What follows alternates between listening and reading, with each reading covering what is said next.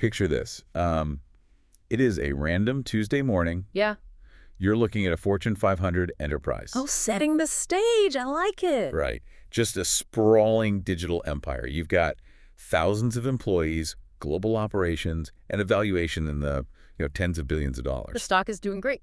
Exactly. The CEO's on a media tour. Everything is absolutely perfect. And then suddenly the whole thing is just brought to an absolute grinding standstill. A total nightmare for any corporate manager. Millions of dollars in revenue just draining away by the minute. Supply chains freeze up. Customer portals go totally dark. And executive panic sets in across the C-suite, I imagine. Oh, widespread panic. And the first thought is always, was it a highly sophisticated state-sponsored cyber attack? Right. They always look for the boogeyman. Yeah. Did someone unleash a zero-day exploit that just bypassed all those next-generation firewalls? But no, it wasn't any of that. Let me guess. Hardware. You got it. It was a single unmonitored network switch failing in some forgotten telecom closet on the third floor of a regional branch office. Just one aging switch. It took down a critical database segment. And because there was no visibility and no contingency plan at the executive level, that failure cascaded. It's the shocking and honestly often ignored vulnerability of modern data communications. It really is. When the physical infrastructure fails silently, the whole digital empire falls. It happens far more often than organizations want to publicly admit to. I mean, we spend millions building these incredibly complex, logical networks, right? Layering software on top of software. Right. But we completely forget that at the bottom of that massive stack, they rely on physical hardware and human governance. If a fan dies in a switch and it overheats, all the brilliant software in the world won't sage your data flow if you don't actually have operational visibility. You're just flying blind. And building that operational visibility, that ultimate defense against the silent failure, is exactly why you, the listener, need to be here with us today. It's critical for survival in this industry. Absolutely. So before we unpack the mechanics of how to prevent that nightmare, take a second right now to like, subscribe, and share this deep dive. Do this so you always maintain a competitive edge in today's hyper-connected marketplace. You literally cannot afford to let a forgotten piece of hardware take down your career. And I explicitly want you to check the description below for access to additional corporate resources, diagrams, and technical reading that accompany this series. Those resources, they really bridge the gap between understanding the theory of network management and actually implementing a resilient architecture on the ground. The modern IT executive needs both. So let's establish where we are in our overarching strategy. Let's do it. We are currently in Chapter 12, titled Network Operations and Management, out of the 15-chapter arc in our Telecommunications for Managers series. A very pivotal chapter. It really is. To give a quick strategic recap previously, in Chapter 11, we explored wide area networks, or WANs. Right, looking at how organizations extend their reach across vast geographical boundaries. Exactly. Essentially building the massive macro-level highway systems that connect headquarters to global distribution centers. But today, we're pivoting. We are turning our attention entirely inward today. Yes, we are going to examine how enterprise executives actually run, maintain, and govern these massive network infrastructures day to day. Getting into the weeds of operational reality. Our mission is to equip you with the executive-level insights to bridge the gap between academic network theory and high-level corporate decision-making. We are stepping directly into the command center. And that command center concept is just the perfect place to start, because to prevent that catastrophic silent switch failure you described in the hook, an enterprise needs a central nervous system. The brain of the operation. Exactly. In the industry, we call this the NOC, the Network Operations Center. This is the physical and logical manifestation of network management. Okay, so when you say NOC, I immediately imagine a room out of like a NASA launch control or maybe a Bond villain's lair. Right. Just massive walls of screens, scrolling data, global maps with flashing red-green lights, and people speaking into headsets. Is it actually like that, or is that just Hollywood making it look cool? In a mature enterprise-level organization, it actually looks remarkably similar to that NASA control room. Really? Wall of screens and everything? Oh, yeah. You'll see massive dashboard screens providing real-time views of alerts, alarms, operational metrics. It is where the pulse of the enterprise is continuously taken. That's wild. So it's pulling in data from everywhere. Yeah, the screens are aggregating data from thousands of endpoints globally. However, from a managerial perspective, the architecture of the NOC isn't exactly one size fits all. Right. I'd imagine a mid-sized regional bank doesn't need a literal NASA command center. Exactly. A small to medium-sized organization might have one single room or maybe just a section of their IT department handling everything. Just a few guys with extra monitors. Pretty much. But very large global enterprises, they have to operate on what we call a follow-the-sun model. Follow the sun. I like that. What does that mean in practice? It means they might have 3 regional NOCs, one in North America, one in Europe, and one in Asia. Oh, I see. So when the North American team reaches the end of their shift at, say, 6 p.m. Eastern, they seamlessly hand over the monitoring control to the team waking up in Asia. It ensures that 24/7/365, there are fresh eyes in the glass. Nobody's falling asleep at the wheel at 3 a.m. Exactly.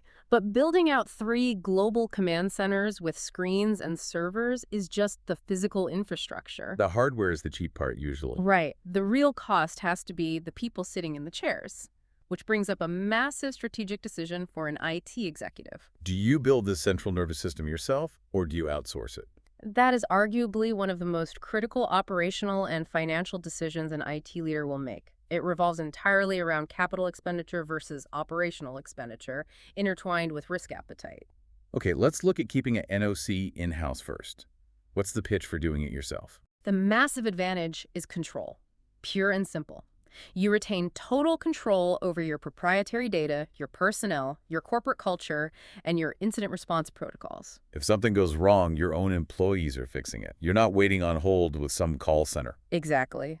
But the cost is just staggering. Because you aren't just hiring a few guys to look at screens from 9 to 5. You need multiple shifts, weekend coverage, holiday coverage. Plus, you're competing in a fierce labor market to hire, train, and retain deep technical expertise. NOC technicians burn out very quickly. The turnover is notoriously high. So what's the alternative? Handing the keys over to someone else? Pretty much. You outsource to specialized vendors, commonly known as managed service providers, or MSPs. Right. By outsourcing, you shift that immense cost burden. You pay a predictable monthly operational fee, and the MSP handles the massive headaches of staffing, training, and 247 coverage. Honestly, that sounds like an absolute no-brainer for a CFO. Why wouldn't everyone outsource? Because you sacrifice a significant degree of direct control. Ah, the catch. Right. When a critical database goes down at 3 a.m., you aren't waking up your own dedicated employee. You're relying on an SLA, a service-level agreement with a third-party vendor. And that vendor is likely managing the networks of 50 other companies simultaneously. Exactly. Right. You are just a ticket in their queue. If your corporate culture requires extreme agility, or if you deal with highly classified proprietary data, placing that in the hands of an external vendor can just be an unacceptable risk. Okay, that makes sense. So let's say we have our NOC established, regardless of whether it is in-house or outsourced. The people in those chairs are fighting a daily, continuous battle. They really are. They are managing faults. Network fault management, that's the core operational function of the NOC, right? Yes. The fundamental goal here is fourfold: to detect faults, correct them, protect the network from future occurrences of similar faults, and this is the holy grail, predict them before they even happen. Let's push on that last one, because predicting a hardware failure sounds a bit like corporate fortune telling. It sounds like magic, but it's just math. How do you actually predict that a switch in a closet is going to die next Tuesday? It all comes down to the meticulous establishment of baselines. You literally cannot identify abnormal behavior if you do not have a historical mathematical record of what normal looks like. So you have to watch it when it's healthy. Exactly. The NOC utilizes software to constantly measure the temperature, the CPU utilization, the memory usage of every single device. Okay. If a switch normally operates at 40 degrees Celsius and over a 3-week period the baseline slowly creeps up to 55 degrees, that is an anomaly. But the switch hasn't failed yet. It's still passing traffic, right? Right. But the predictive baseline tells the NOC that the cooling fan is likely failing, and they need to dispatch a technician to replace it before it hits 75 degrees and just physically melts down. That is fascinating. So you're catching the smoke before the fire actually starts. Yes, and handling that requires a very specific division of labor within the NOC. You generally have your NOC technicians, who are the Tier 1 and Tier 2 responders. The frontline folks. Exactly. They are the ones with eyes on the glass, monitoring the real-time health, fielding those initial baseline deviation alerts. But then you have NOC managers. And what do? Just Watch the technicians. Well, the managers are not the ones logging into the router to fix the temperature issue. They are sitting above the fray, aggregating status information from dozens of technicians. Looking for the big picture. Right. Spotting wider geographical or vendor-specific trends and directing escalation activities. So the technician sees this single tree starting to smolder, but the manager realizes that the humidity is low, the wind is high, and the whole forest is at risk, so they start organizing the smoke jumpers. That is a highly accurate way to look at it. And this dynamic highlights the tension between proactive and reactive measures in fault management. Proactive versus reactive. Break that down for us. Proactive best practices involve automating that fault detection, seeking out single points of failure, and establishing those baselines we just discussed. It's about stopping the crisis. Reactive best practices come into play once the red light actually flashes and the alarm sounds. Reactive management relies on strict playbooks, identifying the exact scope of the outage, choosing the appropriate level of response, and following rigid escalation guidelines so time isn't wasted panicking. I want to use an analogy here and tell me if this holds up. The NOC is essentially the air traffic control tower for your corporate data. Oh, definitely. You want proactive radar sweeping the skies to spot planes getting too close to each other. But you absolutely also need reactive crash crews idling on the tarmac with fire hoses just in case two planes do collide. The analogy holds up perfectly, especially when we talk about the radar sensors. And that's where I want to push back a little bit. If we want to be hyper proactive, the logical conclusion is that we should automate everything, right? You'd think so, yes. Well, we should set our sensors to be incredibly sensitive so we never ever miss a failing switch or a dropped packet. But if the air traffic control radar beeps aggressively every time a flock of birds flies past, the controller in the tower is going to lose their mind. Aren't we risking overwhelming the system with false positives? You've just identified one of the most dangerous psychological traps in network operations. The source material explicitly warns against this. Too much noise. Exactly. As a manager, you must aggressively limit false positives and avoid reporting uncorroborated events. If your network management system triggers a blaring, critical red alarm every time an employee accidentally unplugs their docking station, Oh, yeah. your NOC technicians will rapidly develop a condition known as alarm fatigue. Alarm fatigue. It's like living in a major city. When a car alarm goes off on the street, nobody even bothers to look out the window anymore. We just assume it's a glitch or a passing truck vibrating the pavement. And in a corporate IT environment, alarm fatigue is a silent killer. Imagine a technician, let's call him Dave. Okay. Dave is working the night shift in the NOC. For 3 weeks, a specific sensor on a non-critical printer on the 4th floor keeps malfunctioning, sending a critical failure alert to Dave's dashboard every 20 minutes. Driving him insane. Exactly. Dave knows it's just a bad sensor. So, to keep his sanity and maybe just eat a sandwich in peace, Dave writes a quick script to suppress or auto-clear alerts from that specific subnet. He mutes the car alarm. Oh, no. I see where this is going. A week later, the main distribution switch that services that entire subnet actually suffers a catastrophic failure. It bursts into flames. But Dave muted it. Right. Because Dave suppressed the alerts to avoid the false positives, the NOC dashboard stays entirely green.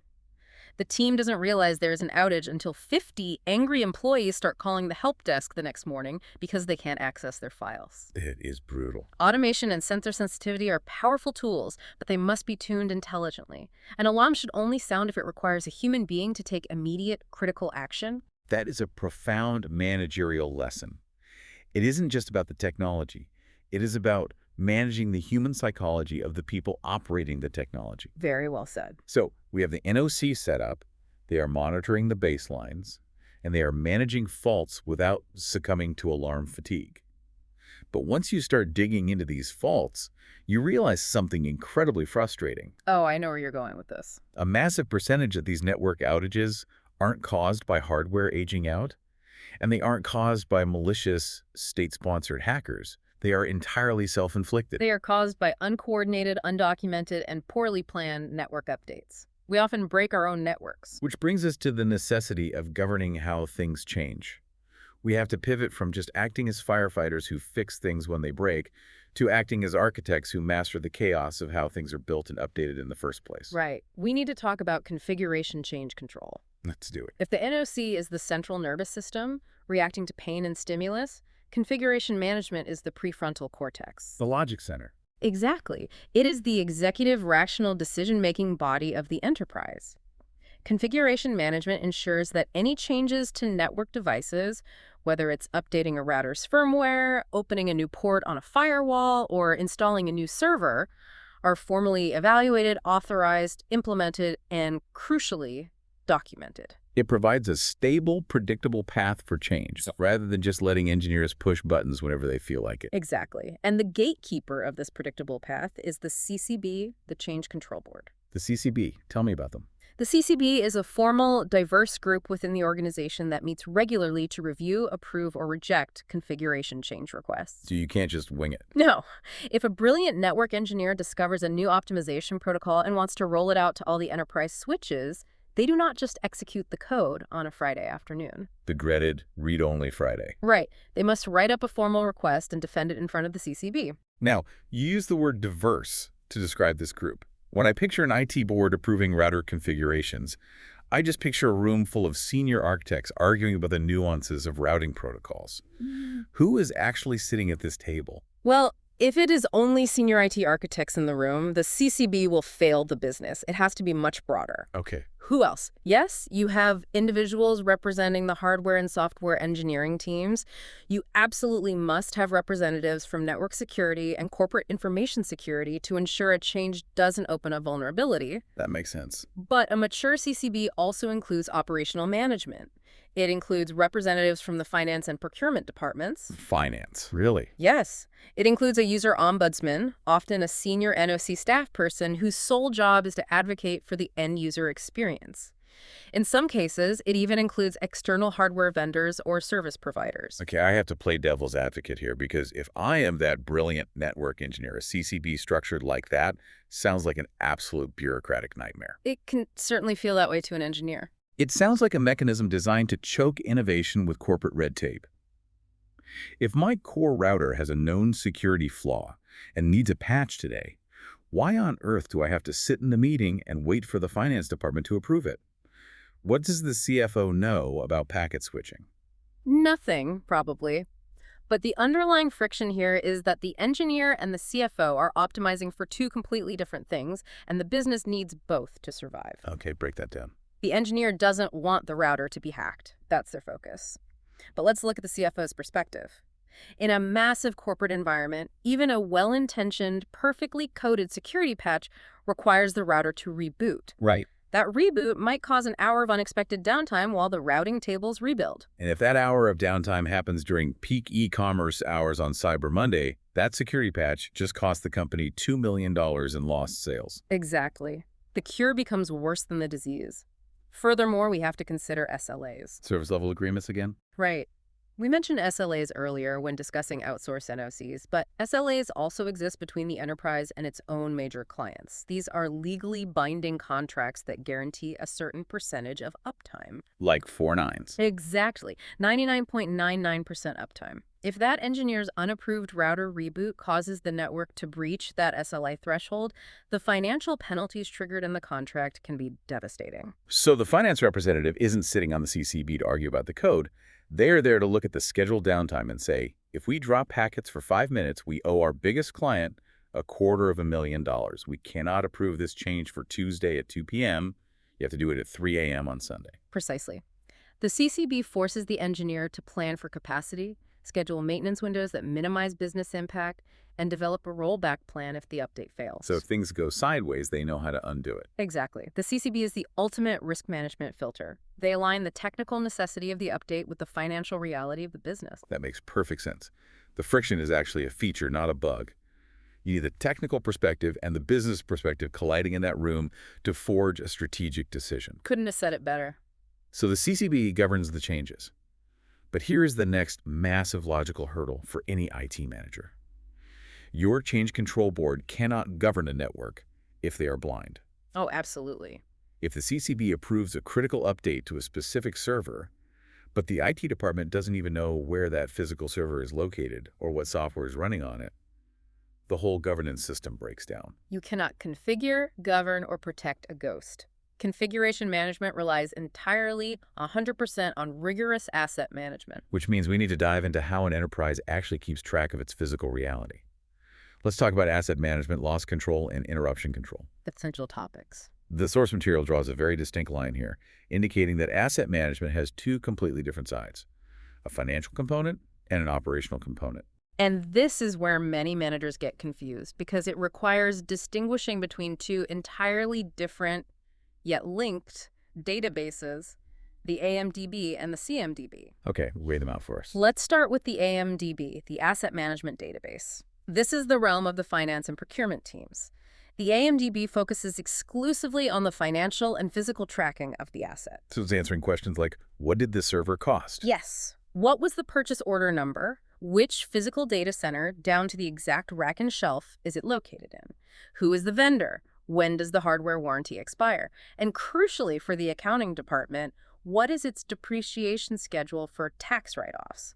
It is essentially high-level bean counting, but obviously very necessary bean counting if you are managing a $100 million IT budget. It keeps the company financially compliant. But the AMDB is completely useless to a network engineer trying to fix an outage. Right. They don't care about the purchase order. Exactly. That is why we have the CMDB, the Configuration Management Database. The CMDB doesn't care about tax depreciation. It tracks the logical configurations and the operational relationships of those assets on the network. It tracks the digital dependencies. Yes. What specific version of firmware is that switch running? Which VLANs are configured on it? If that specific switch goes down, which specific database servers will lose connectivity? The blast radius. Right. And consequently, which critical business applications will fail? The CMDB maps out the domino effect. Let's ground this with a real-world scenario. Let's say a senior executive leaves your enterprise to go work for a competitor.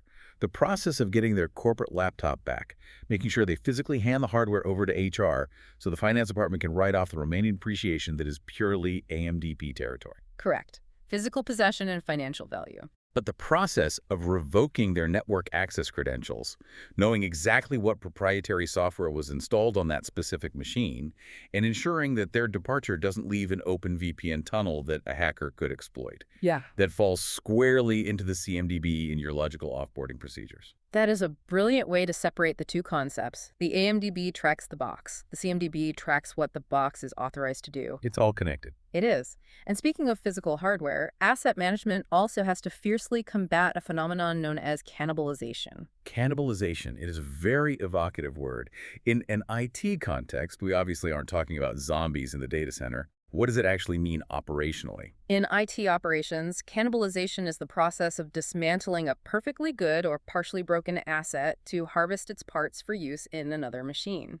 Okay, let's play this out. Let's say it's 2 a.m. on a Saturday. A critical database server suffers a catastrophic power supply failure. The enterprise is bleeding money. A high-stress situation. Right. The NOC technician on duty, acting heroically, remembers there is an old decommissioned server sitting in a storage closet down the hall. They run down there, rip the power supply out of the old server, install it in the critical server, and the database comes back online. The technician is the hero. Operationally, yes, the technician showed great initiative and solved the immediate crisis. But from a management and governance perspective, that technician just created an absolute nightmare. Why? I mean, they fixed the problem. Because if that cannibalization isn't immediately and meticulously documented in both the AMDB and the CMDB, the enterprise's reality is fractured. How so? In the AMDB, finance still thinks they own an intact, fully functional server in the storage closet that hold a certain depreciating value.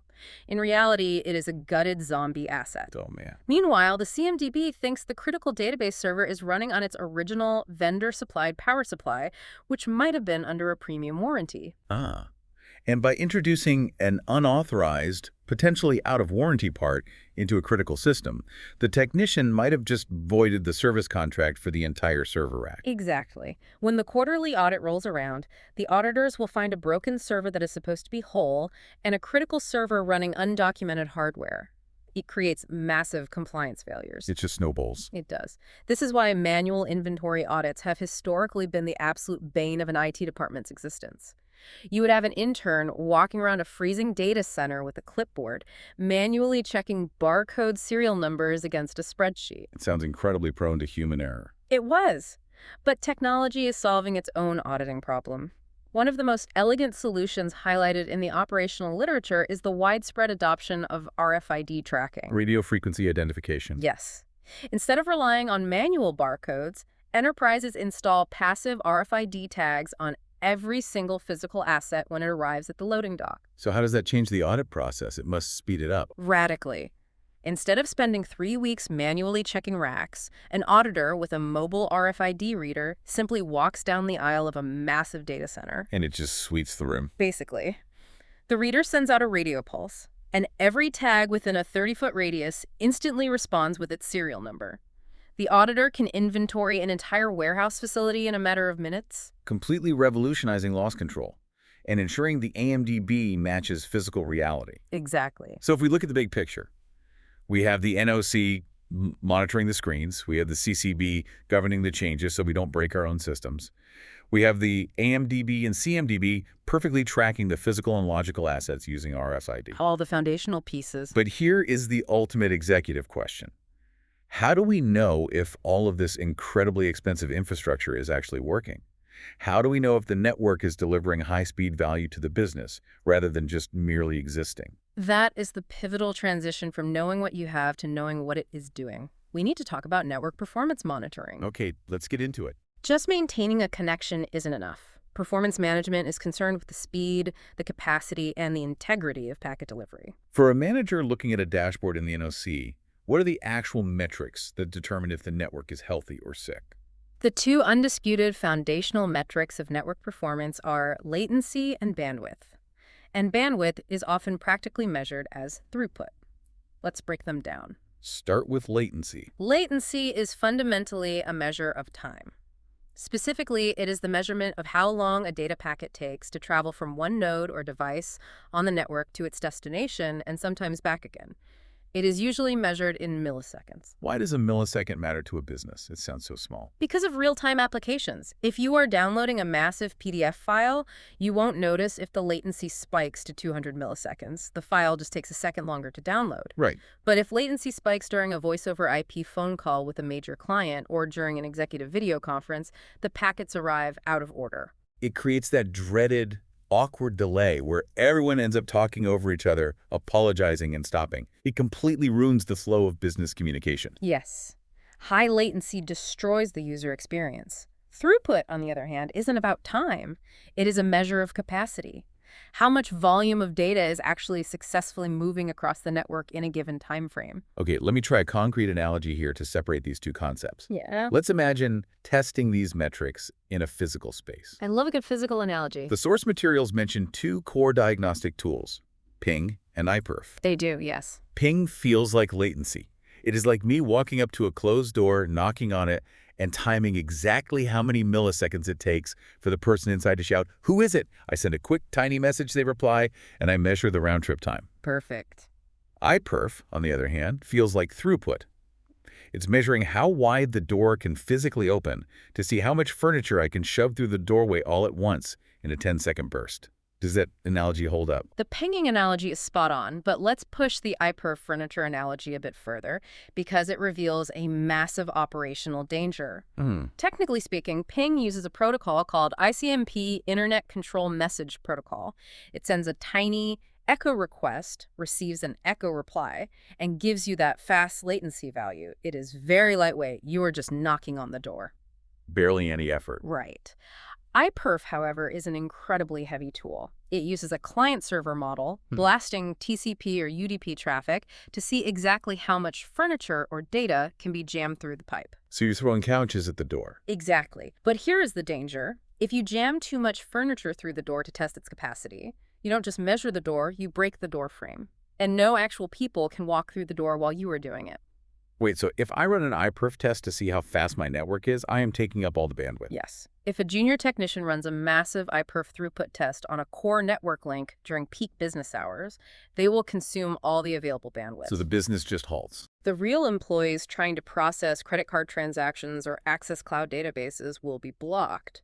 The technician essentially executes a self-inflicted denial of service attack on their own company just to test the speed. That is wild. The cure literally causes the disease. It introduces a fundamental principle of operations, the observer effect. Like in quantum mechanics. Exactly like that. In physics, observing a phenomenon changes the phenomenon. In IT, a measurement tool should never negatively affect the system it is measuring. If your network management system, your NMS, is overly aggressive, it will crash the network. Let's expand on that because I want to understand the mechanics. How does simply asking a router, "Are you okay?" cause it to crash? Because a router has a finite amount of CPU power, and its primary job is switching packets for the business. If the NMS pings that router 10,000 times a second asking for status updates, the router's CPU has to stop switching business packets to answer the NMS. Oh, I see. The CPU spikes to 100%, business traffic drops, and the network slows to a crawl, all because you were trying to monitor it too closely. That presents a massive logistical nightmare for a global enterprise. If I have 10,000 devices scattered across the globe, I need to know their status, but I can't have my NOC pinging them constantly because it will crush the network CPU. Exactly. And I certainly can't have technicians manually typing ping on command lines for 10,000 routers. How do we solve this scaling problem? How do we monitor a massive network efficiently? Through the brilliance of a specific industry standard protocol. This brings us to the mechanics of SNMP, the Simple Network Management Protocol. Whenever I hear an IT acronym with the word simple in it, I immediately assume it is going to be incredibly complex. Let's unpack the architecture of SNMP. It is a bit of a misnomer, but the architecture is highly logical. SNMP is the absolute backbone of network management on modern IP networks. A standard SNMP system relies on three main components. What's the first? First, you have the monitor device itself, the Cisco router, the HP switch, the firewall. Second, you have a software agent running internally on that monitored device. And third, you have the central network management system, the NMS, sitting back in the NOC. So the agent is like a little embedded spy planted inside the router, gathering intelligence on its host. Precisely. But here's the challenge. There are thousands of different devices in the world made by hundreds of different vendors. A printer operates very differently than a firewall. Obviously. How does the central NMS know what questions to ask the spy? How does it know what specific data points the spy is even capable of gathering? I assume they don't all speak the exact same language. They don't, and that is why we need a MIB, a Management Information Base. The MIB. Every time I hear that, I just picture Will Smith in a black suit. What is a MIB in this context? A MIB is essentially a localized database of characteristics for a specific type of device. Think of it as a highly specific dictionary or a translation blueprint. When you install a new Cisco switch, you load its specific MIB into your central NMS. The MIB tells the NMS, "Hello, I am a 48-port Cisco switch. I have a temperature sensor, a CPU monitor, and 48 physical interfaces.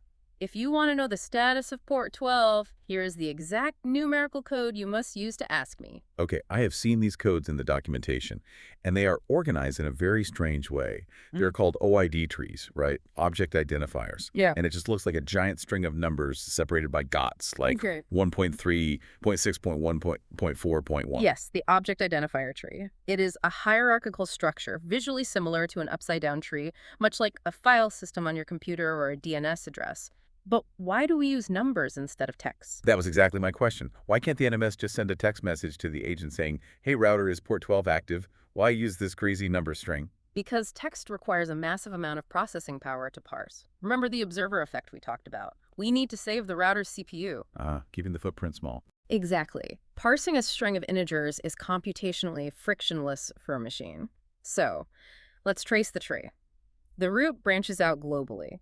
A common OID path starts with 1 for the ISO organization, then 3 for identified organizations, 6 for the Department of Defense, 1 for the Internet, 4 for private organizations, and 1 for enterprises. So the string 1.3.6.1.4.1 universal identifies that we are talking to a device owned by a private enterprise. Exactly. And branching down from there, specific vendors have their own assigned numbers globally. Cisco is 9, Microsoft is 311.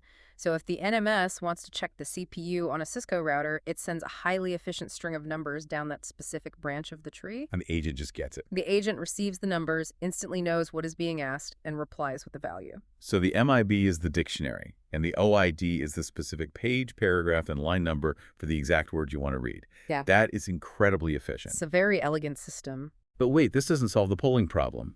Even if the query is computationally lightweight, if the NMS still has to constantly ask 10,000 agents, "Are you okay?" every 5 seconds, That still generates a massive amount of network traffic. How does SNMP avoid polling the network to death? This is where the true brilliance of the protocol shines, and it is a mechanism called an SNMP trap. A trap, like a booby trap waiting to be tripped. More like an automated emergency flare gun. An SNMP trap is a unique function because it is the only type of message that the agent initiates on its own. Without being asked. Right. It requires no prompting or response from the NMS. It is an unsolicited message sent by the agent to the central NMS only when a highly specific pre-configured condition is met. Okay, let me make sure I am visualizing this correctly. Instead of the NOC constantly sending out messages asking every 5 seconds if a switch port is up, the NMS stays completely silent. The agent just sits quietly inside the switch watching the port. But the very millisecond that port goes down, the agent fires the flare gun, the trap up to the NOC. You have it exactly. This drastically, almost entirely, eliminates the network overhead of continuous polling. The network is quiet until there is a problem. That's huge. Now, think about what happens when the central NMS receives that trap, that flare.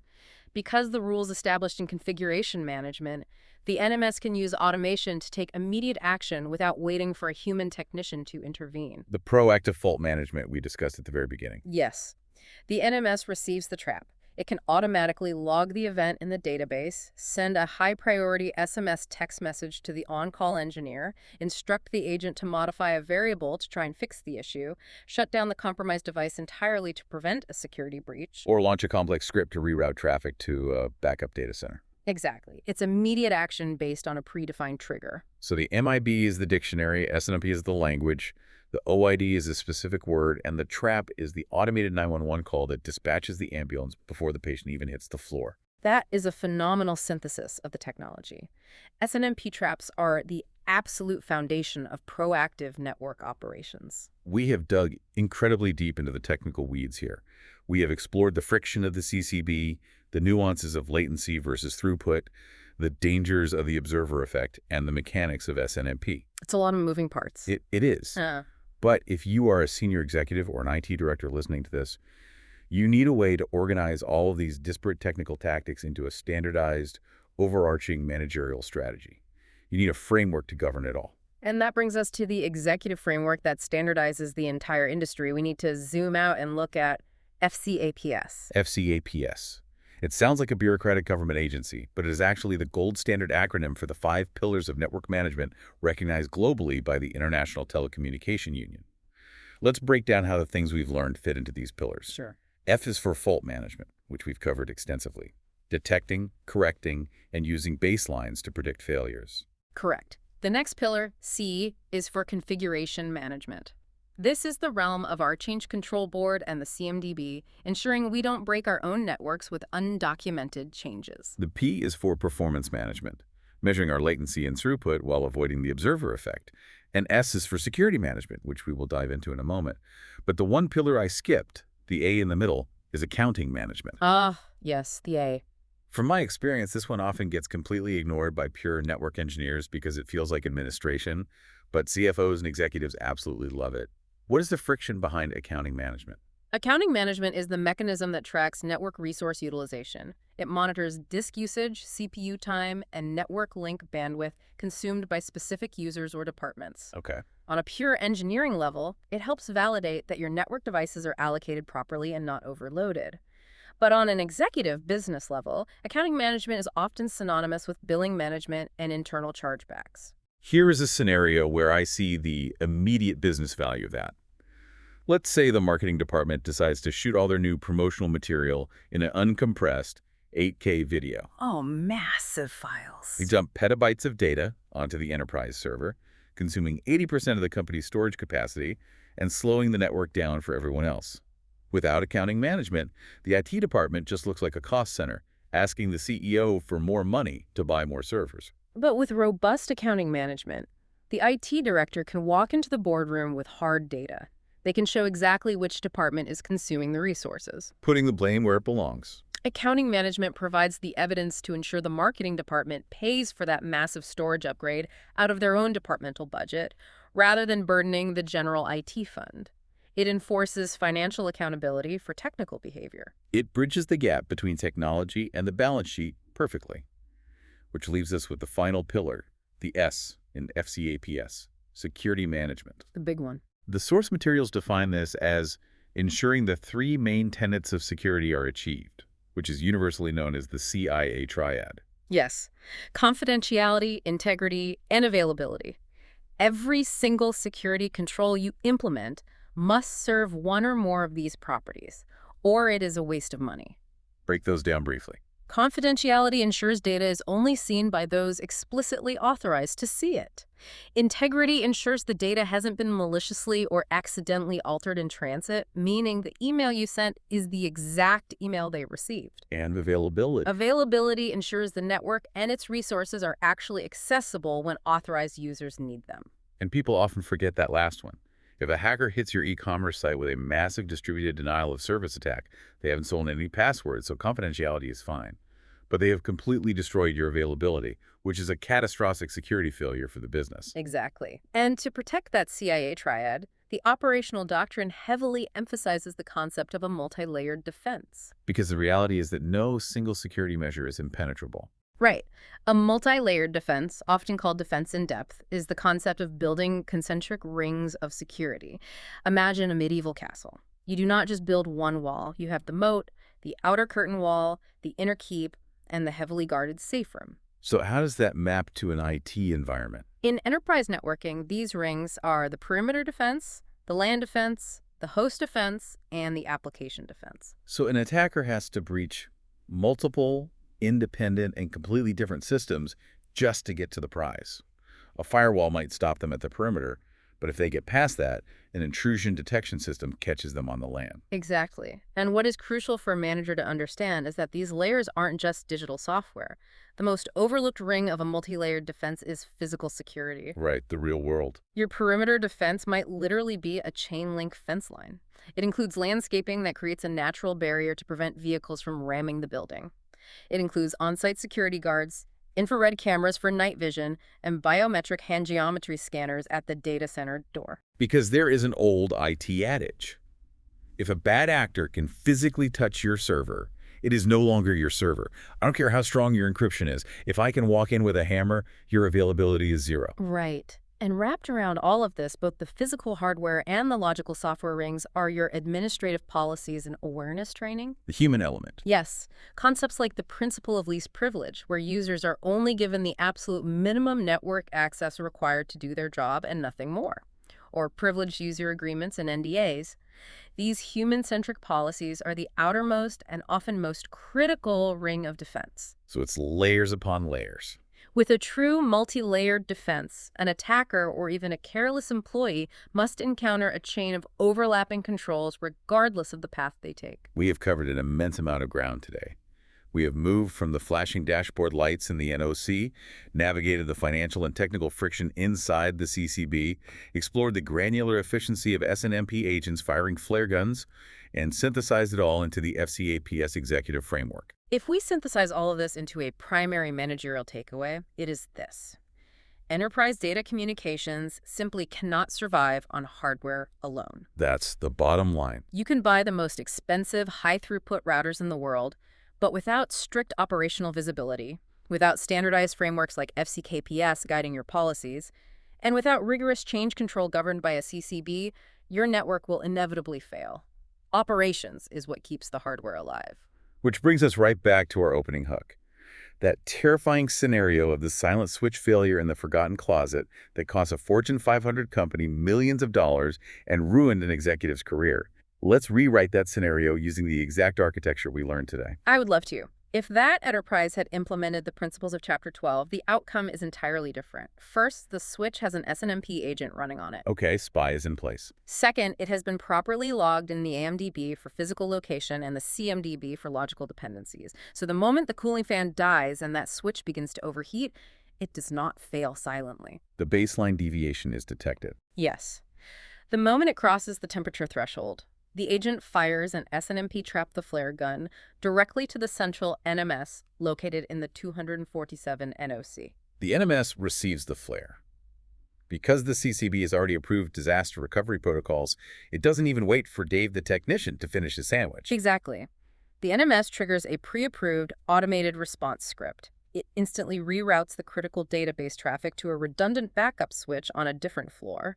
It then logs the fault in the ticketing system and sends a high-priority alert to a technician with the exact physical location from the AMDB and the exact OID data detailing the temperature failure. It's incredible. The entire failover process happens in 400 milliseconds. The CEO on their media tour, the customers buying products, the supply chain managers, they never even notice a blip in their portals. The business remains completely connected. That is the invisible power of masterful network operations and management. It looks like magic when it works perfectly, but it requires relentless structural orchestration behind the scenes. But this assumes the anomaly on the network is a predictable hardware failure. What happens when the anomaly isn't an aging switch in a closet? What happens when it is an active, malicious intrusion bypassing your multi-layered defense? That's a whole different ballgame. In our upcoming Chapter 13, Network Auditing, Monitoring, and Incident Response, we are going to decode exactly how to hunt threats hiding in your log files and how to execute a flawless disaster recovery plan when the worst actually happens and you are under active fire. You absolutely must stay tuned to solve this next piece of the executive puzzle. It is the natural evolution of our strategy. Once you know how to operate the network in peacetime, you have to know how to defend and restore it during wartime. Before we go, I want to reiterate our early ask. Please check the description below this deep dive. We have linked a wealth of resources, including network topology diagrams, corporate IT modules, and additional reading that flesh out everything we discussed today. You'll want to dig into those. Furthermore, I highly encourage you to explore the other professional education playlists on this channel. If today's security discussion piqued your interest, you should explicitly check out our Digital Forensics series and the Network and Systems Security audio series. They are phenomenal resources for your continuous professional development and operational mastery. There is always more to learn, and those series provide the deep context required for modern IT leadership. So as we wrap up this deep dive into network operations, I leave you with a final reflective question. When you look at your own enterprise infrastructure tomorrow morning, are your network alerts driving strategic, automated action, or are they just creating operational noise? Align the strategy, optimize the network. Until next time, keep your business connected, your assets visible, and your infrastructure secure.